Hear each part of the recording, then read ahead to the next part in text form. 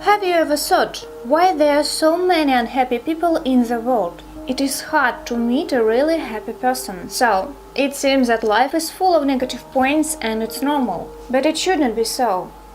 The normal state of mind is peace and joy. Things that make us unhappy are unreasonably high, overstated expectations for ourselves, for our nearest and dearest, for our level of wealth, career and whatnot. A person with overstated expectation thinks that the main reason of his dissatisfaction is environment and his own imperfection. He is nervous because of discrepancy of reality to his desires, and to calm down, his dreams have to come true. People who suffer from the syndrome of excessive demands think that they deserve better. They apply for the position for which they don't have sufficient qualifications. They dream to marry an idol or a celebrity. They have boundless ambitions. The syndrome grows from low self-esteem.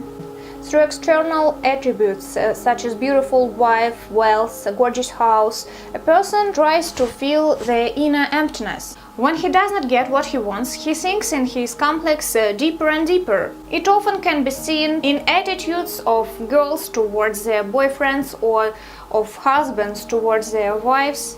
A woman sometimes thinks that he is not good enough. He earns little. He does not understand her at all. She also forgets that she is not perfect too. She nags at him and gets upset because of his sluggishness. The same happens in relation to children. We accept them to be neat, to be wonderkinds. But in fact, they are just kids who discover the world through mistakes. Overstated expectations are focused on ourselves too. We need to be the best, to do everything in the highest level. It leads to perfectionism. But in fact, we always get what we deserve. And the harmony of our soul depends on perception. You always have a choice to be exciting to life and, as a result, to be unhappy, or to love your life and enjoy it. We have to understand that the girl or a boyfriend, a husband or a wife, children and friends are made of flesh and blood, and they have their own weaknesses. So not all people are born to be the presidents of rich companies. The first step of the way of fighting against syndrome, it is awareness, understanding that it is a trap of self-deception we should not fall in. If we think all the time that everything could be better, we will suffer from that endlessly,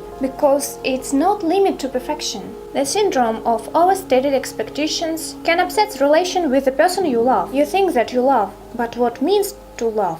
You don't know. Can you tell honestly that you don't only look for your own pleasures? You don't get annoyed and you are ready to accept a person in sickness, in a bad mood? Are you ready to suffer endlessly? Forgive imperfection, mistakes, and your partner's weaknesses, ugly wrinkles, gradually descend to ease. Always give nothing in return. Love is endless small sacrifices. Large sacrifices will be required from you seldom, but small ones every second. And if you are not ready for them, you are not ready to love. Give your feeling another name. And do not blacken the good word. It is now completely stained without it.